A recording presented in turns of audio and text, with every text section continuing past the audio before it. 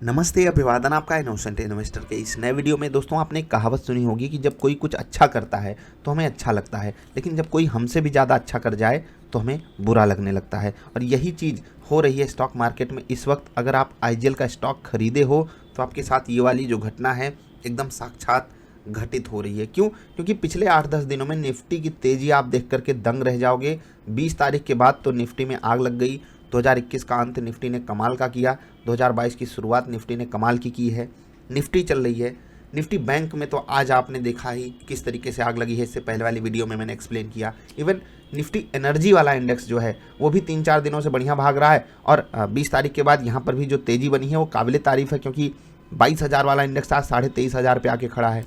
1500 point की तेज़ी आज यहाँ पर हो गई। लेकिन आईजीएल जो है ये लगातार गिर रहा है। और अगर हम कहें तो 20 तारीख के बाद जो इसमें तेज़ी बनी थी वो बिल्कुल तेज़ी डाइजेस्ट हो गई। आप सामने अपने देख सकते हो किस तरीके से जो यहाँ पर तेज़ी बनी थी उसको जो यहाँ पर ट्रेड करने वाले लोगों ने उसको एकदम डाइजेस्ट कर लिया। मतलब कि सेलर्स यहाँ पर एक्टिव हुए और वही अभी तक जीत रहे हैं। सेलर्स क्यों एक्टिव हुए वो बात हम करेंगे केवल टेक्निकल बेसिस पे।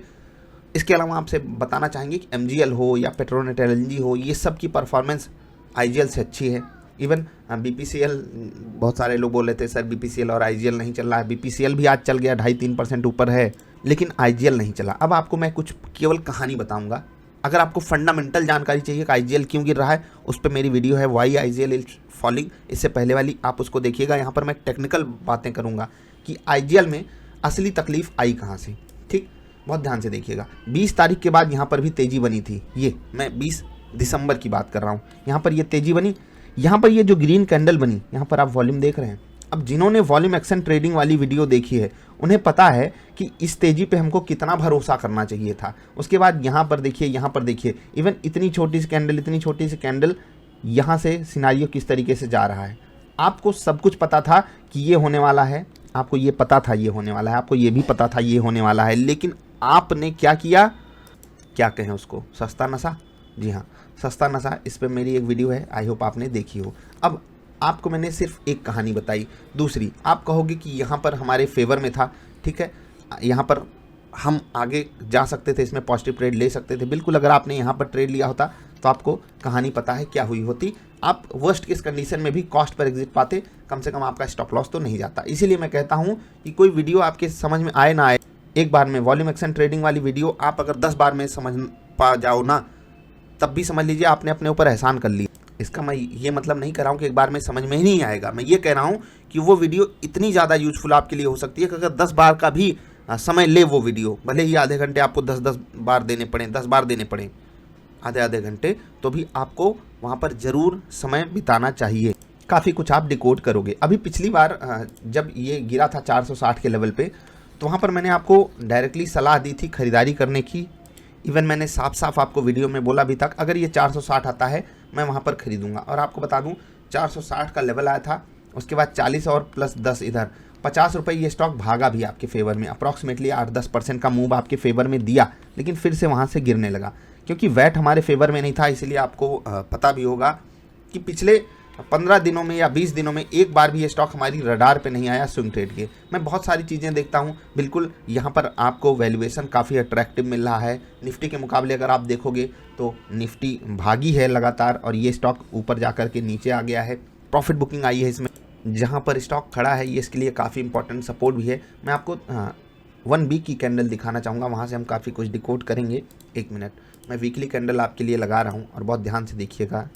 यहाँ से आपको 2 बातें सीखनी है, समझनी है, ठीक है। पहला, एक बार यहाँ पर ऊपर निकला था स्टॉक, यहीं सपोर्ट लेकर ऊपर गया था, दोबारा वहीं पर आया, सपोर्ट लेकर ऊपर गया, तीसरी बार आ रहा है। और इस पर भी मैंने डिस्कशन किया हुआ है सपोर्ट एंड रेजिस्टेंस वाली वीडियो में कि व्हेनेवर एक सपोर्ट या एक रेजिस्टेंस बार बार अप्रोच किया जाता है वो कमज़ोर हो जाता है। क्योंकि मैंने पिछली बार कहा था कि 460 पे मैं खरीदारी करूंगा, इस बार मैं आपको कोई रिकमेंडेशन नहीं दे रहा हूं। 460 पे आपको खरीदारी करनी चाहिए। कारण वही है जो मैं आपको पहले समझा चुका हूं। टेक्निकल बेसिस पे यहाँ कोई खरीदारी नहीं बनती है। जब तक ये स्टॉक 475 के लेवल को अब पार नहीं करेगा, मैं यहाँ पर कोई खरीदारी नहीं करूँगा। बहुत ध्यान से समझिएगा इस चीज़ को। पिछली बार 460 खुल्लम खुल्ला बोला था, वीडियो अवेलेबल है, जाकर देखना। इस बार मैं बोल रहा हूँ 460 पे भी नहीं खरीदना है। और सोचिए कि टाइम करेक्शन हो चुका है, उसके बाद निफ्टी इतना तेज भागी है, उसके बाद क्या मैं यहाँ पर सही होने आया हूँ? नहीं, मैं आपको सिर्फ इतना बता रहा हूँ कि ये हो सकता है कि स्टॉक यहीं से भाग जाए, क्योंकि सपोर्ट अवेलेबल है। जो लोग लॉन्ग करना चाहते हैं उनके लिए बहुत बढ़िया रिस्क रिवार्ड बैठ रहा है। इवन 1:3 का भी रिस्क रिवार्ड बैठ रहा है।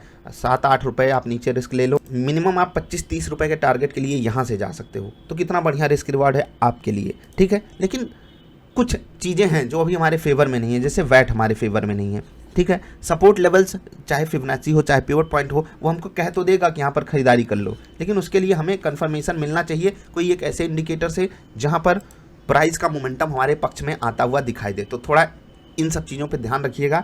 यही मैं आपको यहाँ पर समझाना चाहता था कि यहाँ पर आप खरीदारी मत कीजिए। या तो 475 के ऊपर निकले वहाँ पर मैं खरीदूंगा, या अब मुझे ये 445 के आसपास मिले। अब कहोगे कि यार फिर आप आ गए, हमने खरीदारी करके रखी है स्टॉक में और आप बोल रहे हो 445 का लेवल आएगा तो आप खरीदोगे।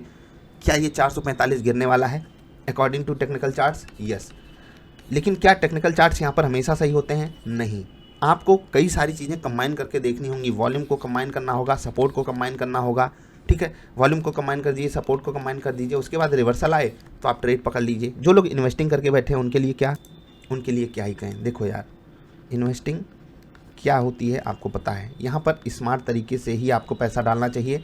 इसके लिए पूरी एक वीडियो है कि स्टॉक कब खरीदना चाहिए, when two by stock, how two by stock. ये वाली वीडियो आप जाकर देखोगे, लंबी सी वीडियो है। वहाँ पर 180 लोगों के कमेंट्स लिए गए हैं और सब लोगों ने क्या कमाल के कमेंट्स किए। आप जाकर पढ़ोगे, आपको मज़ा आ जाएगा। और इन्वेस्टिंग ऐसा नहीं है कि आप 15 दिन के लिए या 20 दिन के लिए कोई स्टॉक खरीद रहे हो तो आप इन्वेस्टर बन गए। किस गांव से आए हो, किस शहर से आए हो और कैसे आप अपने आप को इन्वेस्टर कह सकते हो? 15-20 दिन के लिए अगर आपने स्टॉक खरीदा है तो आप एक ट्रेडर हो तो आपके पास एक प्रॉपर लॉजिक होनी चाहिए। मैं एक स्टॉक यहाँ पर क्यों बाई कर रहा हूँ। आपने देखा होगा मैं कभी कभी आपको स्टॉक्स पूरे लॉजिक के साथ बताता हूँ। इवन मैंने आपको वीडियोस दी हुई हैं जहाँ पर आप लॉजिक्स फाइंड कर सकते हो, कौन कौन से लॉजिक पे मुझे स्टॉक खरीदना चाहिए। और याद रखना, कोई भी लॉजिक फुल प्रूफ नहीं होती है, कोई भी लॉजिक 100% आपको गेन्स नहीं दिला सकती हमेशा।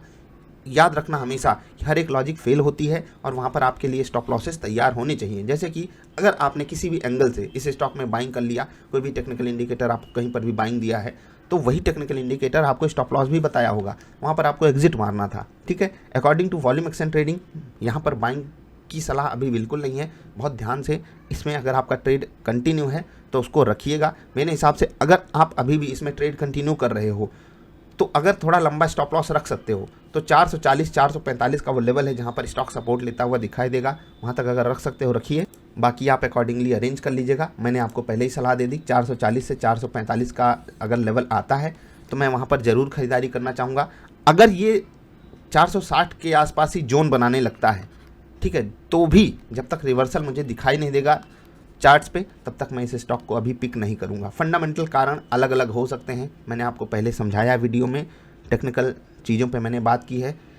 इन्हीं लेवल्स पे ध्यान रखना। 475 के ऊपर मैं इस स्टॉक को मिस नहीं करूंगा। हो सकता है बहुत तेज़ी से भाग जाए, कोई बात नहीं, मैं नीचे का 2% मिस करने के लिए तैयार हूँ, लेकिन यहाँ पर वो वाला रिस्क नहीं लूँगा। स्टॉक मुझे बहुत पसंद है, ये तो आप जानते हो। जो लोग यहाँ पर इन्वेस्टिंग करके बैठे हैं और उन्हें थोड़ी बहुत भी टेंशन हो रही है कि यार बाजार चल रही है, स्टॉक गिर रहा है, स्टॉक में तो कुछ बुरा नहीं, मैं फिर से बता दूँ दोस्त, ये one of the my favourite stock है। बहुत पसंद है मुझे ये स्टॉक। हाँ, बस पिछले कुछ दिनों से चला नहीं है, इवन अभी नहीं चल रहा है, तो कोई बात नहीं, हर स्टॉक हमेशा नहीं चलता है। हाँ, जब चलेगा आग लगा देगा, बस इतना याद रखिएगा। अभी के लिए इतना ही, जल्दी मिलेंगे। कोई सवाल सुझाव हो तो हाँ, व्हाट्सएप पे नीचे नंबर है, बताइएगा।